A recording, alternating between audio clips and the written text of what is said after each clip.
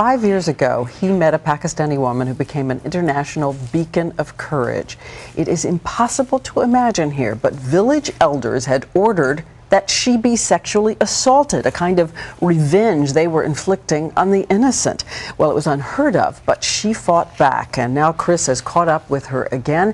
He has new revelations about the treatment of women in Pakistan. Chris. Good morning again, Diane. When we first met Mukhtar Mai, the situation in Pakistan was deeply disturbing. The statistic was that a woman is raped here every 2 hours. Now, despite all the promises that were made at that time, we find out that today the situation is even worse. Ordinarily, victims are almost forced to succumb to this as a tragic reality, but not Mukhtar Mai. Hers is a very special story.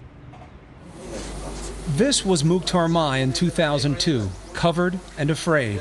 She was punished for a crime her brother committed, an affair with a woman from a rival clan. A tribal council ordered her rape. Her family was helpless to intervene as she was brutalized by several men and then forced to flee, naked and broken. What followed was unprecedented. With the help of a local imam, Mukhtar spoke out against her attackers. We went to meet this brave woman in her isolated town and spoke about where she got the courage. Her tale reached the local press and caught fire with media across the world and embarrassed the Pakistani government, which reacted by arresting the men involved and prosecuting them. Mukhtar would travel the world as an international crusader for women's rights.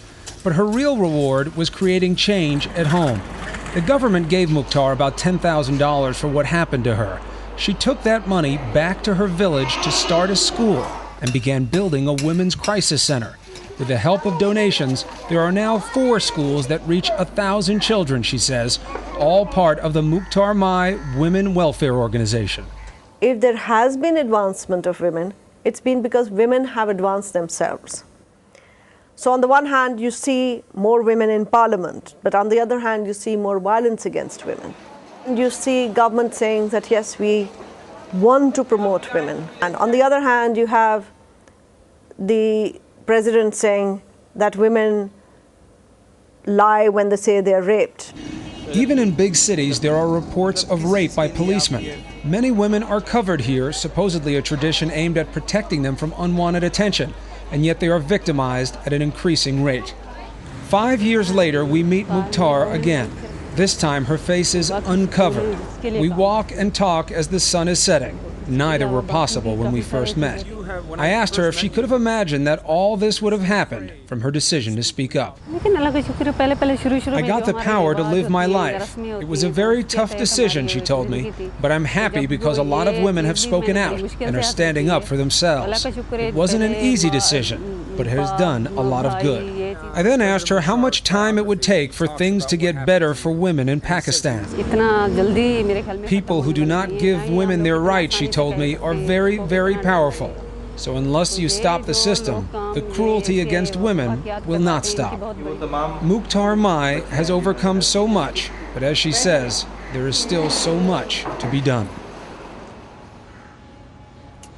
Now, as an example of how brave Mukhtar Mai is, she actually went back to the same village. Now, we would see her as a hero for coming forward, but to show you how perverse tribal culture can be in some of these areas, a woman who is victimized is seen as unclean and is often outcast. And the men obviously weren't that welcoming of her back either, but she went anyway. Now, the answer to the question of why it's gotten even worse, simply a lack of resolve by those in power here. This is a situation that can be changed, Diane, but it takes incredible will to change a culture. That's right, and these are ancient traditions. And Chris has agreed, by the way, to take your questions out there, so be sure to email him if you have them about Pakistan, about women, about the search for bin Laden.